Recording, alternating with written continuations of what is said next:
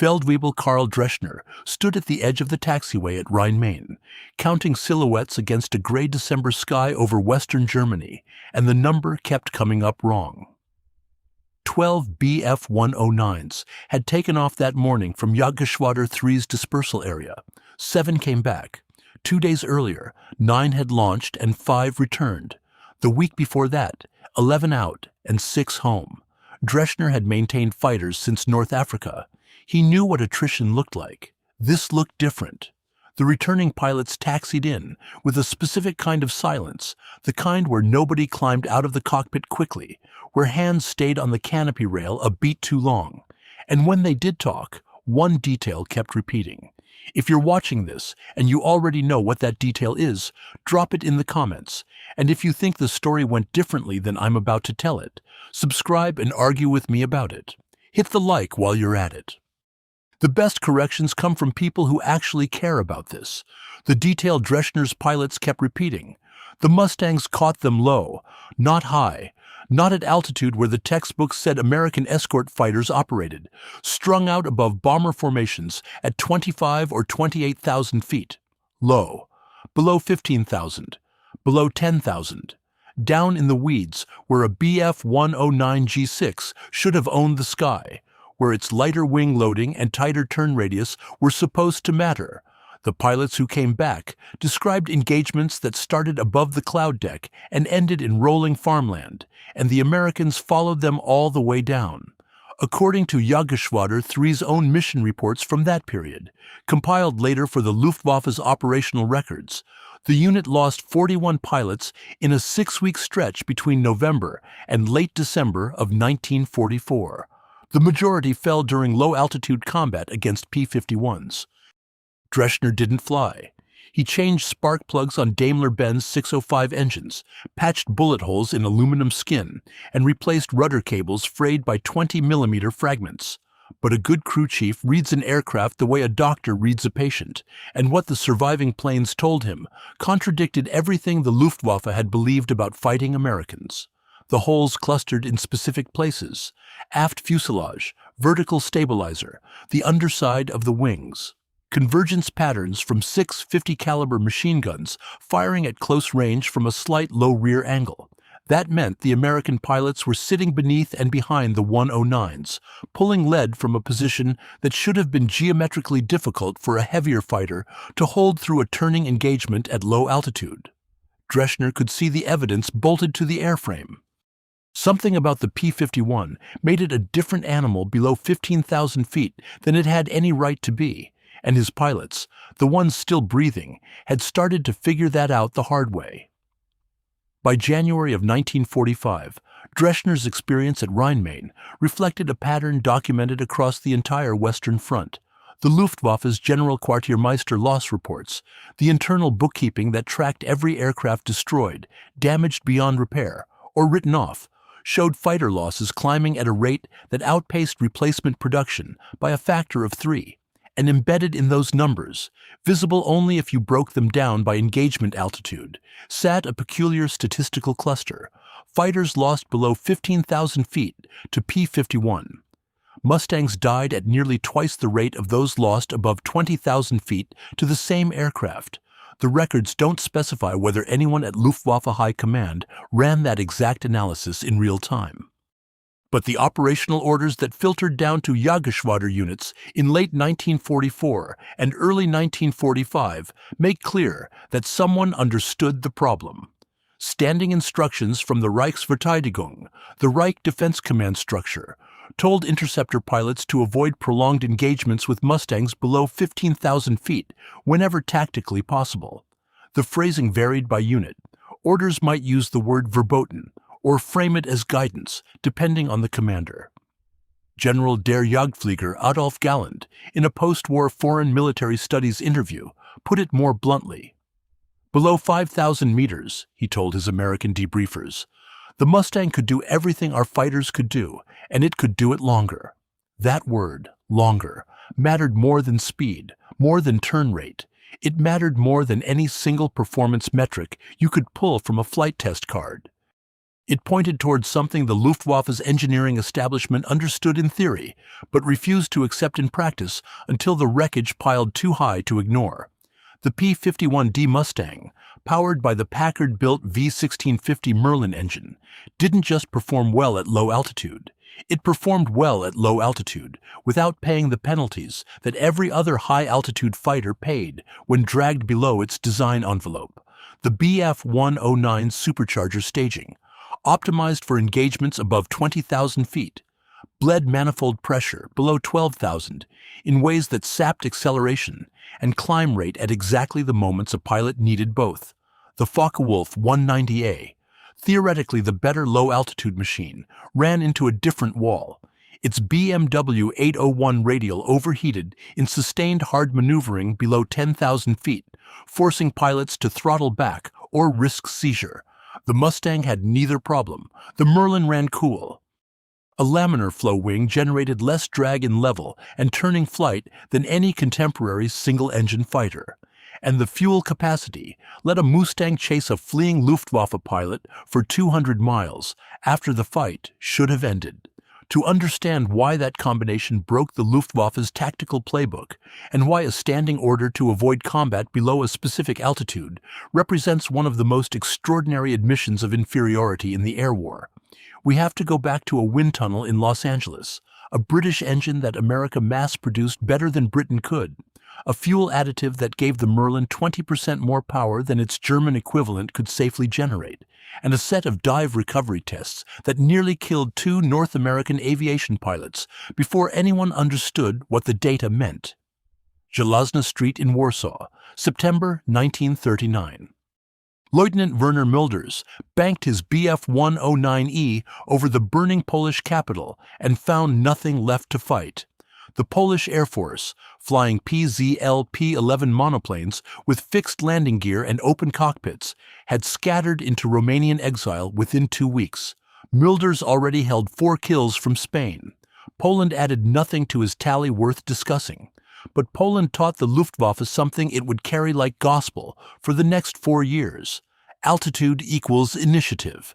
German fighters entered every engagement from above, dove through enemy formations, converted altitude into speed, fired in the dive, and climbed back to repeat.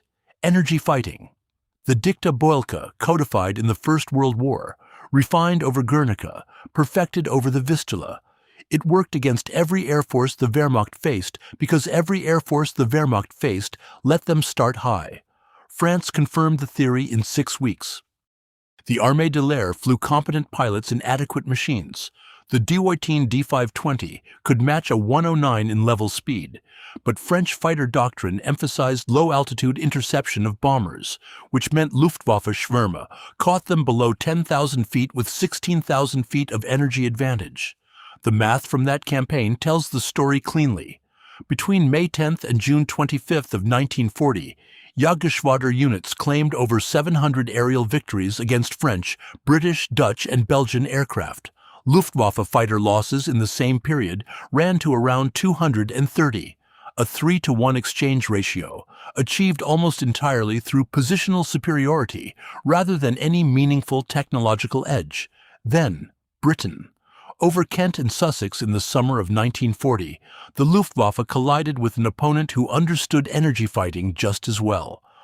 RAF, Fighter Command Spitfire pilots, particularly the pre-war regulars in squadrons like 92 and 603, refused to accept disadvantageous setups. They climbed into the sun. They used radar-vectored ground control to position above incoming raids. For the first time, Bf-109 pilots arrived over targets and found Spitfires already at co-altitude or above. The result cost the Luftwaffe 1,700 aircraft between July and October. But the detail that matters for our story is this. Even in defeat over Britain, German fighter pilots reinforced their core belief. When they lost because they lacked altitude advantage.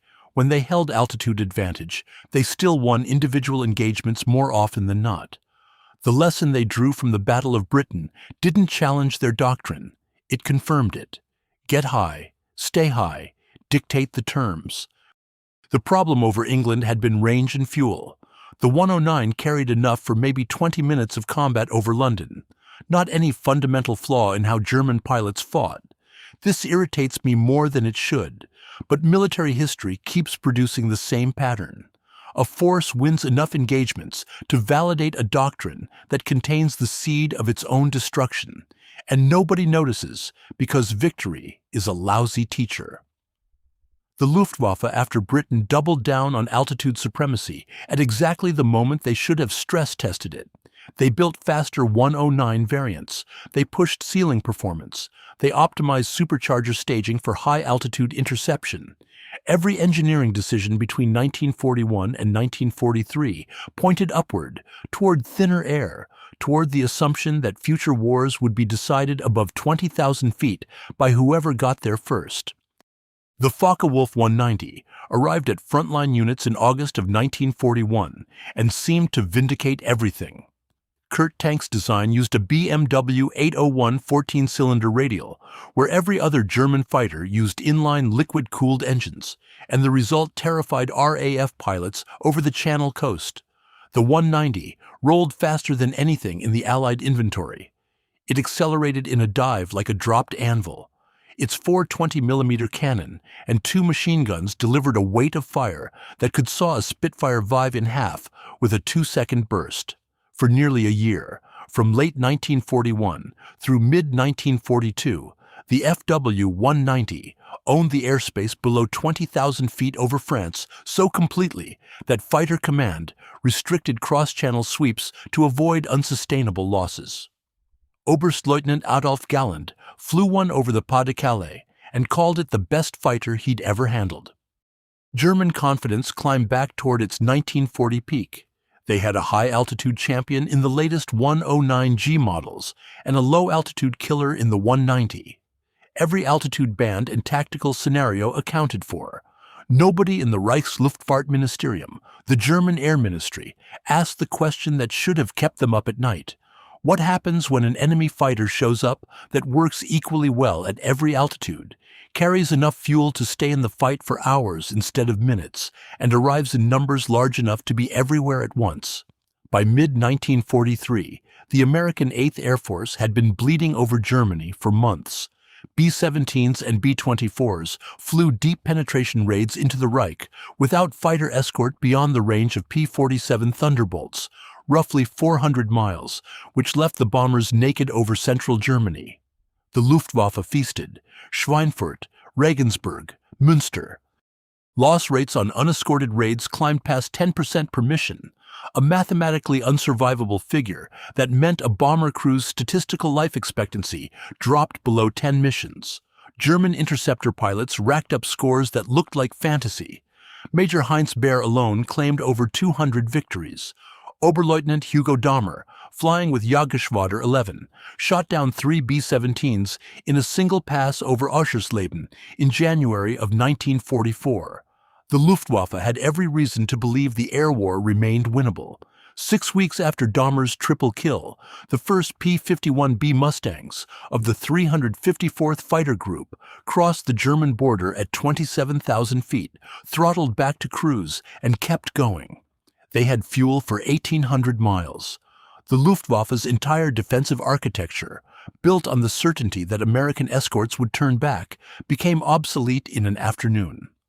Edgar Schmood had the airframe drawings on his desk in Inglewood, California, before the British Purchasing Commission finished their second cup of coffee. April of 1940. The RAF needed a new fighter, and needed it faster than the British aircraft industry could deliver one. North American Aviation's president, James Dutch Kindleberger, had promised a flying prototype in 120 days. Schmood, an Austrian-born engineer who'd left Germany in 1930 and never looked back, intended to deliver something the specification hadn't asked for. The British wanted a Spitfire substitute, a short-range interceptor optimized for the defensive air war over England. Schmood gave them a penetration fighter. The distinction mattered in ways that wouldn't become visible for 3 years. An interceptor needs to climb fast, fight hard for 10 minutes, and land. A penetration fighter needs to cruise efficiently for hours, arrive with enough fuel to fight at full power, and then fly home. Those two missions pull an airframe design in opposite directions. Interceptors want big wings for climb rate and light fuel loads for agility. Penetration fighters want small wings for cruise efficiency and enormous internal fuel capacity. Schmood chose penetration. The NA-73X prototype that rolled out of the Inglewood plant in September of 1940 carried a wing that looked wrong to every engineer who saw it. Laminar flow. The term gets thrown around loosely, so what it actually meant in 1940 was specific and measurable. A conventional airfoil, the cross-sectional shape of a wing, reaches its thickest point roughly 25% of the way back from the leading edge. Air flowing over that shape transitions from smooth laminar flow to turbulent flow almost immediately, and turbulent flow creates drag. Schmood's team, working from Nake wind tunnel data generated at Langley Field in Virginia, pushed the maximum thickness point back to nearly 40% chord. The result kept laminar flow attached across a larger percentage of the wing surface at cruise speeds. Drag dropped, not by some marginal amount visible only on graphs. The Mustang's wing produced roughly 15% less profile drag than a Spitfire's wing at the same speed and altitude. 15% less drag meant 15% less fuel burned per mile, which translated directly into range, and range translated into the ability to follow a Luftwaffe pilot who dove for the deck and ran. The early Mustang, the A-36 and P-51A models, powered by the Allison V1710 engine, proved the airframe concept but exposed a critical limitation. The Allison used a single-stage, single-speed supercharger. Below 15,000 feet, the Allison Mustang performed beautifully. Above that altitude, power fell off a cliff. The aircraft that Schmood designed to penetrate deep into enemy airspace couldn't breathe in the thin air where bombers actually flew. RAF test pilot Ronald Harker flew an early Mustang in April of 1942 and wrote a report that changed the trajectory of the air war. His recommendation: replace the Allison with a Rolls-Royce Merlin 61, the same two-stage, two-speed supercharged engine that powered the latest Spitfire 9. The Merlin's second supercharger stage kicked in above roughly 19,000 feet and maintained manifold pressure all the way to 30,000. Marry that engine to Schmood's low-drag airframe, Harker argued, and you'd have a fighter with no altitude penalty at all. 5 Mustang airframes crossed the Atlantic for conversion at Rolls-Royce's Hucknall facility. The first Merlin-powered Mustang flew in October of 1942. Performance data from those test flights arrived at North American Aviation's engineering department in Inglewood by November. Schmood's team didn't just bolt in a Merlin and call it finished. They redesigned the engine installation from scratch. The Packard Motor Car Company in Detroit had already begun license producing the Merlin as the V1650, and Packard's version incorporated manufacturing refinements that Rolls-Royce's hand-fitted production couldn't match at scale: tighter tolerances on the supercharger impeller, better surface finish on the intake ducting. The Packard Merlin produced identical rated horsepower to its British parent, 1,490 at combat power, but American 150 grade fuel, blended with a tetraethyl lead additive that pushed the octane rating past performance number 150, let pilots select war emergency power settings that boosted output to over 1,700 horsepower for short bursts. The Daimler-Benz 605 powering the Bf-109G ran on German B4 fuel, rated at roughly 87 octane.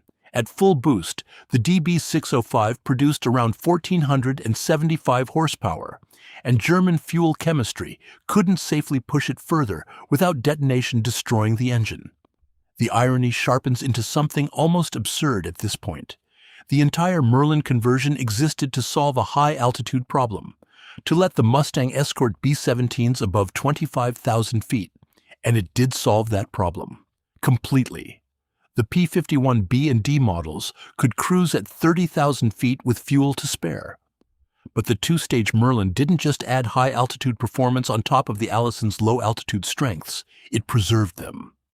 Below 15,000 feet, where the first-stage supercharger handled all the compression work, the Merlin Mustang retained every advantage of the original Allison-powered airframe: the low drag, the tight turning, the cool running efficiency, the docile handling, while adding roughly 300 horsepower that the Allison never had at those altitudes. The fighter, built to work at 28,000 feet, turned out to be a monster at 8,000. No Allied or Axis fighter in operational service during 1944 could match that spread. The Spitfire 14 came close at high altitude, but drank fuel at a rate that limited its combat radius to under 400 miles. The P-47 could dive faster, but turned like a freight train. The 109G climbed well above 20,000 feet, but suffocated below 12. The FW-190 rolled hard at low altitude, but cooked its engine in a sustained fight. The Mustang worked everywhere, at every altitude, for hours on end, and Luftwaffe pilots descending through 15,000 feet in a desperate attempt to reach an altitude where their training told them survival was possible had no way of knowing that the American on their tail had just entered the Mustang's second-best envelope, which happened to be better than their best.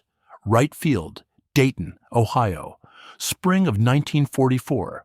Test engineers in the Flight Test Division pinned comparative performance charts to a corkboard in Building 11A and stared at curves that shouldn't have crossed. They'd run the P-51D against a captured Bf-109G6 and a captured FW-190A8 through identical flight test profiles at altitudes from sea level to 30,000 feet, and the data produced a result that no pre-war aerodynamicist would have predicted. Below 12,000 feet, the Mustang held a sustained turn advantage over both German fighters. Not a marginal one. According to the comparative performance summary filed that spring, the P-51D sustained a 360-degree turn at 5,000 feet in approximately 20 seconds at combat power. The 109G6 needed 22. The 190A8 needed 24. 2 seconds and 4 seconds don't sound like much. In a turning fight at 300 miles per hour, 2 seconds of arc means the Mustang gained roughly 30 degrees of angular displacement per full circle, enough to transition from a neutral merge to a firing solution inside 2 complete turns. The reason lived in the wing. Schmood's laminar-flow airfoil did something at low altitude that conventional wings couldn't replicate. In a sustained turn, a fighter's wing operates at a high angle of attack, nose up, pulling Gs, the airflow bending hard across the upper surface.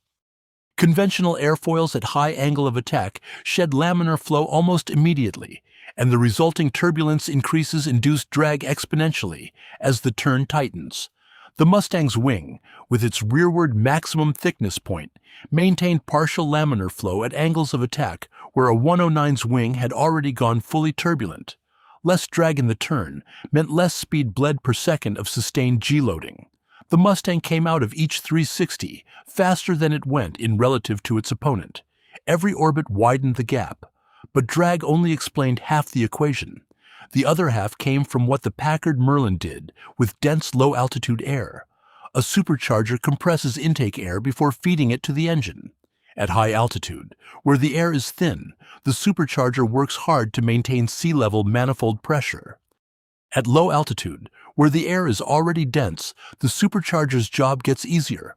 And on a 2-stage engine like the Merlin, the first stage impeller alone could deliver full rated manifold pressure below about 19,000 feet. That meant the second stage sat essentially idle, consuming almost no parasitic horsepower from the crankshaft. The Merlin at 5,000 feet ran cooler, turned more efficiently, and delivered its full 1,490 horsepower, while the second stage impeller barely sipped power from the crankshaft. Push the throttle past the war emergency detent, and the engine surged to over 1,700 horsepower on American 150-grade fuel, with coolant temperatures still well inside limits. The Daimler-Benz 605 AM, powering the late-model 109G, faced the opposite problem. Its supercharger staging optimized for high-altitude interception, specifically for the 20 to 28,000-foot band, where B-17 formations cruised. Below 12,000 feet, the 605's supercharger delivered boost pressure that the engine's lower compression ratio couldn't fully exploit. Manifold pressure peaked and then flattened. The 109G at 5,000 feet produced roughly 1,250 horsepower at continuous combat settings. Pilots could push beyond rated limits, and many did. But the German B-4 fuel's lower octane made detonation a constant threat. A 109 pilot pulling emergency boost below 10,000 feet listened for the hammering knock that meant his pistons were eating themselves. The vibration came through the throttle quadrant into the palm. A metallic stutter felt before it could be heard over the engine note. The FW-190A's BMW 801 had a different failure mode, but the same result. Kurt Tank designed the 190 around a radial engine specifically because radials dissipate heat through their cylinder fins without needing a vulnerable liquid cooling system. Brilliant for short, violent engagements, the 190's initial pass and zoom attacks over the Channel coast in 1942 rarely lasted more than 90 seconds of full power. Sustained turning at low altitude changed the thermal math completely. At 5,000 feet in a hard turn, the 190's cowl flaps opened wide to dump heat, creating additional drag at the worst possible moment. After 3 minutes of continuous combat maneuvering, cylinder head temperatures on the rear bank climbed past 240 degrees Celsius. Pilots who ignored the gauge risked piston seizure. Pilots who respected it throttled back. Either way, the Mustang gained. Lieutenant Walter Hagener, a 190 pilot with Jagdgeschwader II, who survived 27 months on the Western Front, described the bind in a post-war intelligence debrief compiled by the U.S. Strategic Bombing Survey's interrogation staff. Above 6,000 meters, we could choose when to fight and when to break. Below 4,000 meters against the Mustang, the fight chose us. You could not run because he had the speed. You could not turn because he stayed inside. You could not climb because he climbed with you. The only option remaining, to dive for the ground and hope for cloud cover or terrain, worked perhaps one time in three. One time in three. Hagener estimated a 33% survival rate for a standard evasion tactic. The remaining 67% of those engagements ended with 6 streams of 50 caliber API converging on aluminum skin at closing velocities the human eye couldn't track. The rounds punched through the 190's aft fuselage armor, 8 millimeters of steel plate, sufficient against rifle-caliber fire, inadequate against the M2 Browning's hardened steel core at 200 yards. Pilots felt the impacts as a drumroll transmitted through the seat frame into the base of the spine, followed by either fire or flight control failure or both. 63%. That figure appears in a Luftwaffe Quartermaster General Loss Summary, covering October through December of 1944. The percentage of all German single-engine fighter losses on the Western Front that occurred below 15,000 feet. The number represented a complete inversion of pre-war assumptions. For 5 years, altitude had meant safety. Now altitude meant nothing, because the American fighter waiting at 28,000 feet could follow you all the way down to the treetops and still have the energy advantage when you got there. Adolf Galland knew the numbers before anyone published them. As General der Jagdflieger, inspector of fighters, he received daily loss reports from every Jagdgeschwader on every front, and by autumn of 1944, those reports read like obituaries.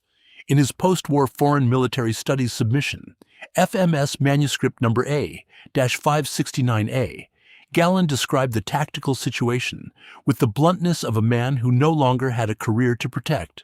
The P-51, he wrote, could be fought successfully only under conditions of numerical or positional superiority that our units could no longer reliably achieve.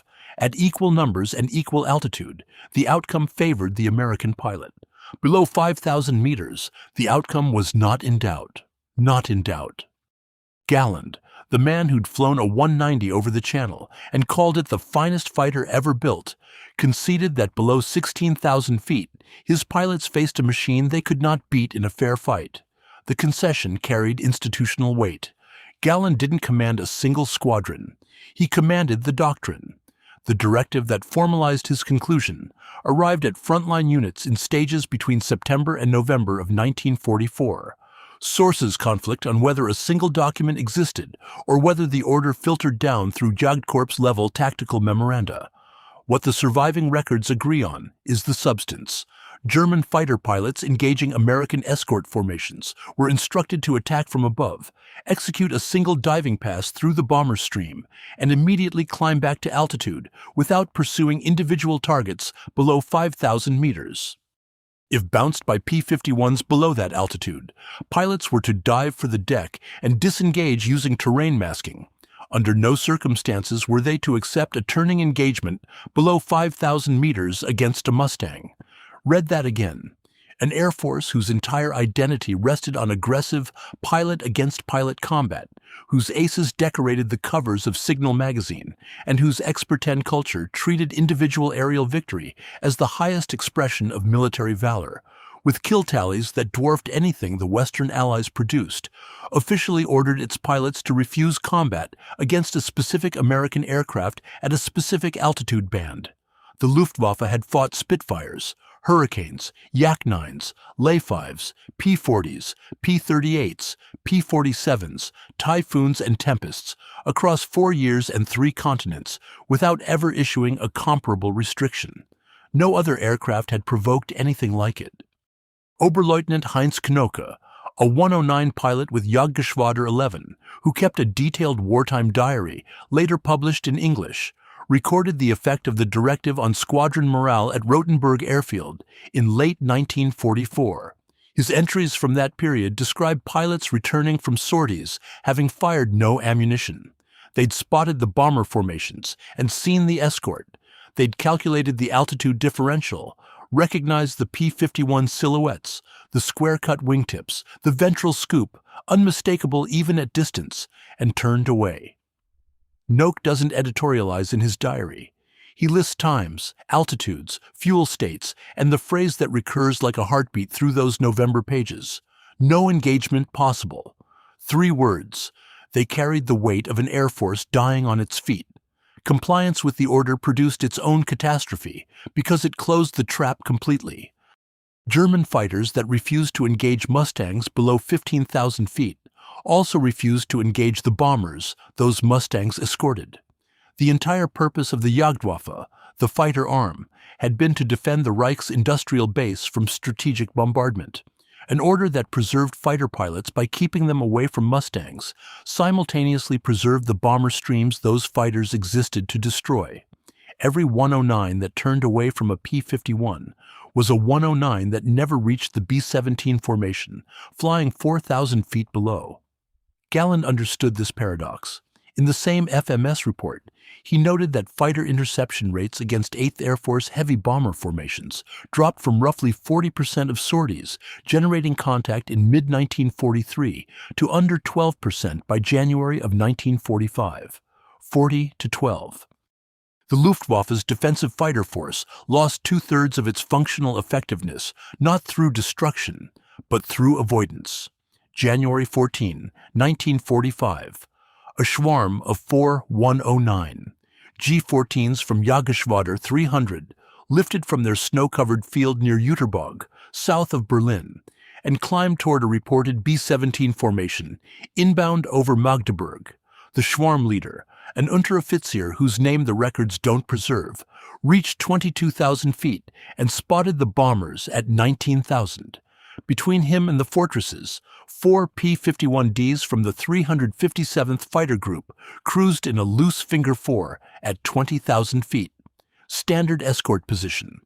The 109s held a 2,000-foot altitude advantage, exactly the kind of energy cushion that would have guaranteed success over Poland, France, Britain. The swarm leader evaluated the geometry for perhaps 15 seconds. Then he banked his formation east and descended toward Jüterbog. According to the Jagdgeschwader 300 war diary, his 4 aircraft landed with full ammunition trays and near full fuel tanks.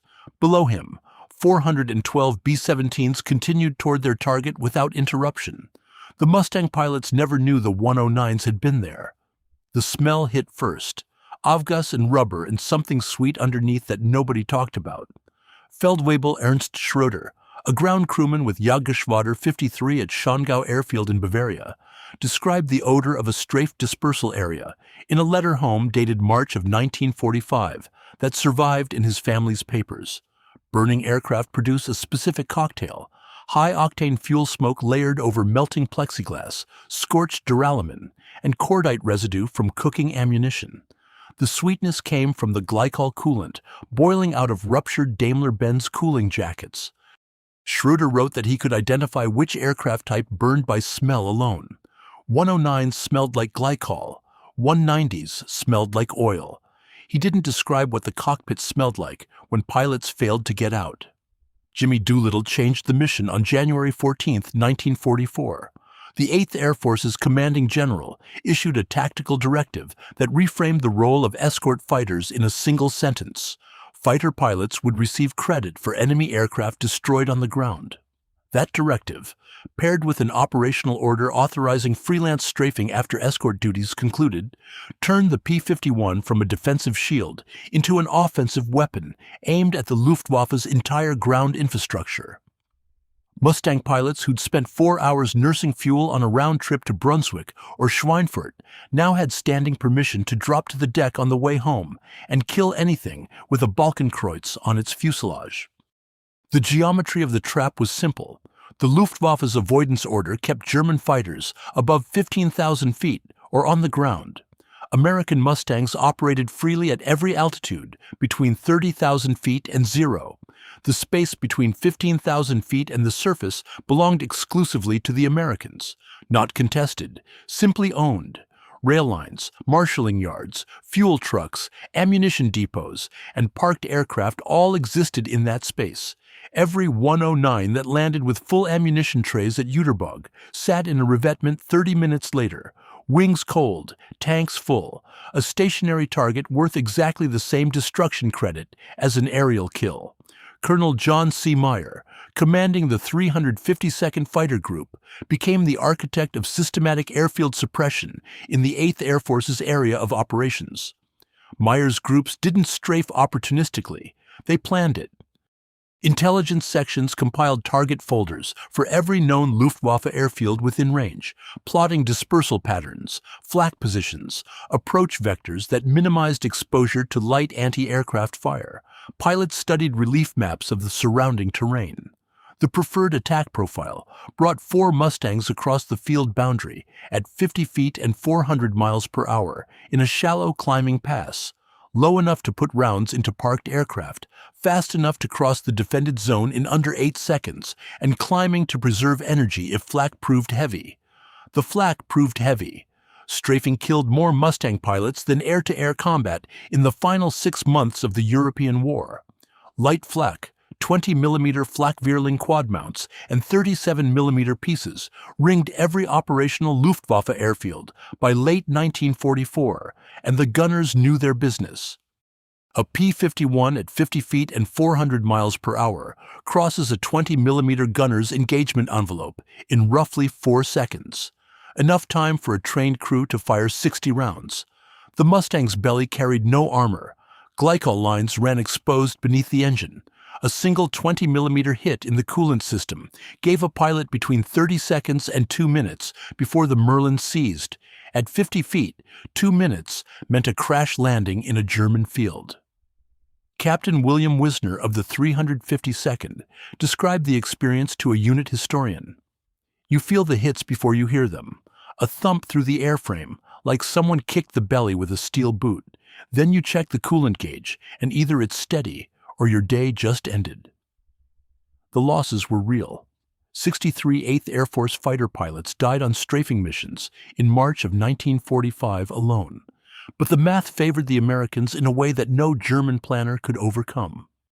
Each strafing sortie risked 1 Mustang and 1 pilot.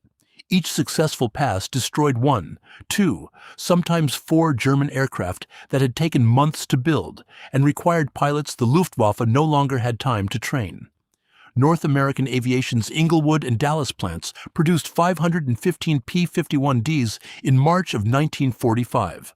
Germany produced 622 single-engine fighters in the same month and lost an estimated 430 on the ground to strafing before they flew a single combat sortie. The production lines still ran. The aircraft never reached operational units intact. April of 1945. Oberleutnant Heinz Knoke, the same diarist from Rothenburg, transferred to a makeshift strip outside Lüneburg with the remnants of Jagdgeschwader 11. His unit possessed 9 flyable 109s. On April 8th, 12 P-51s from the 359th Fighter Group caught 6 of those aircraft parked under camouflage netting along a tree line. Noak recorded the attack in 4 sentences. The Mustangs made 2 passes. 5 109s burned. 1 survived because its netting didn't catch fire. No German fighter launched to intercept. His diary entry for that day contains no reflection on the strategic situation and no complaint about the order that kept his pilots grounded. Just the aircraft count: 9-5, 4. Fuel remaining, enough for perhaps 2 sorties. Ammunition, adequate. Pilots, 6, of whom 2 had fewer than 40 hours in type. 4 aircraft, 6 pilots, 2 of them half-trained. Jagdgeschwader 11 had fielded over 120 109s in January of 1944. Knock flew 1 more sortie before the surrender. The records don't say whether he fired his guns. 44. That's the number of former Luftwaffe officers who contributed to the Foreign Military Studies program between 1946 and 1961, writing thousands of pages of operational analysis for the U.S. Army Historical Division at Karlsruhe. Generals, wing commanders, staff officers, men who'd planned campaigns from Poland to North Africa to the defense of Berlin. They wrote about Soviet armor, British deception, Allied naval superiority, their own logistical failures, and when the Americans asked them the same question in different ways across 15 years of debriefings, what broke the Luftwaffe? The answers converged on a single airframe with a regularity that borders on statistical consensus.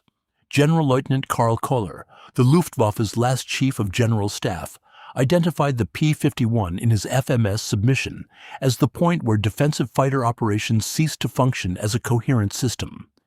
General Major Dietrich Peltz, who commanded the Luftwaffe's bomber forces during the failed retaliatory strikes of early 1944, wrote that the appearance of long-range American escort fighters over central Germany ended the possibility of contesting air superiority during daylight hours.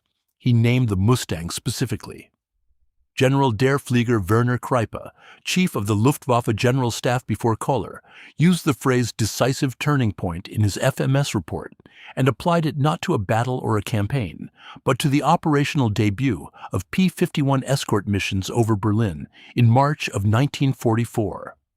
Galland went further than any of them. In The First and the Last, his 1953 memoir that doubled as a strategic autopsy of the Luftwaffe, he placed the Mustang's arrival at the center of a cascading systems failure. American escort fighters didn't just shoot down German pilots, they made the entire defensive architecture irrelevant. Ground-controlled interception depended on fighters reaching the bomber stream before the escort could intervene. The Mustang's range meant it arrived with the bombers. Its low-altitude performance meant a German pilot who dove away from the escort couldn't escape by descending.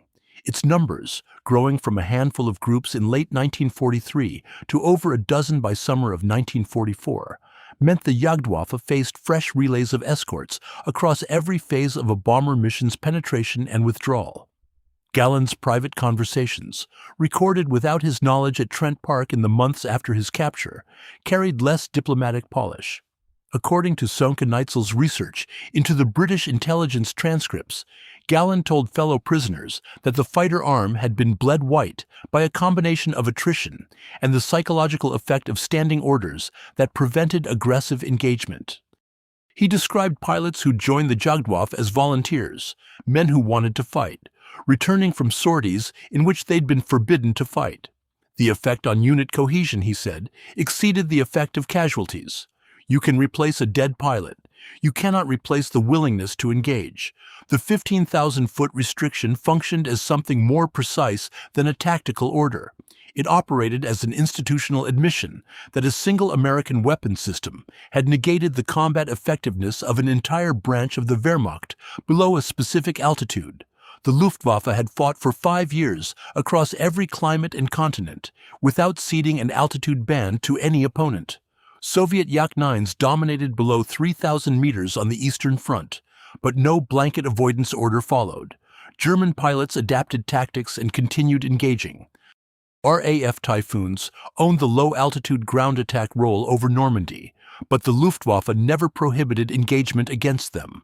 The restriction applied to one aircraft in one altitude regime because the performance differential left no tactical margin for even skilled pilots to exploit. The interrogation transcripts from Fort Hunt, declassified decades later under the designation P.O. Box 1142, contain fragments that reinforce the pattern. Captured Luftwaffe pilots processed through Fort Hunt in late 1944 and early 1945 answered standardized questionnaires about Allied aircraft. The P-51 received consistently higher threat ratings than any other fighter type across categories, including speed, maneuverability, range, and pilot aggressiveness. One Feldwebel from Jagdgeschwader 26, whose name the declassified summary redacts, described the Mustang as the aircraft we plan our missions to avoid. Military intelligence analysts at Fort Hunt underlined that sentence in the summary report. Their word, not mine. North American Aviation built 14,819 P-51 Mustangs of all variants between 1940 and 1945. Of those, approximately 5,700 survived the war intact. The U.S. Army Air Forces declared the type surplus almost immediately. Jets had arrived, and the Mustang's piston engine belonged to a war that had already ended. Hundreds went to foreign air forces, while thousands went to smelters.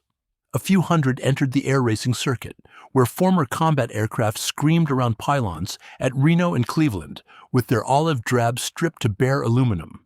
Today, roughly 250 P-51s exist worldwide in various states of completeness. About 170 fly. The National Air and Space Museum holds the airframe known as Will It Run? A P-51 D-30 built at North American's Dallas plant in 1945, in the Udvar Hazy Center at Dulles. It sits under fluorescent lights between a FW-190F8 and a BF-109 G6. The three aircraft that couldn't share the same sky below 15,000 feet now share the same building, separated by 40 feet of polished concrete. Heinz Knoke survived the war. He settled in Hameln, Lower Saxony, ran a small business, and died in 2013 at age 92. His diary remains in print. Adolf Gallen moved to Bonn, consulted for the post-war West German aviation industry, and died in 1996. He never flew a Mustang. Colonel John C. Meyer rose to four-star general and commanded the Strategic Air Command from 1972 until his death in 1975. Edgar Schmood retired from North American Aviation in 1967 and died in Los Angeles in 1985 at age 86.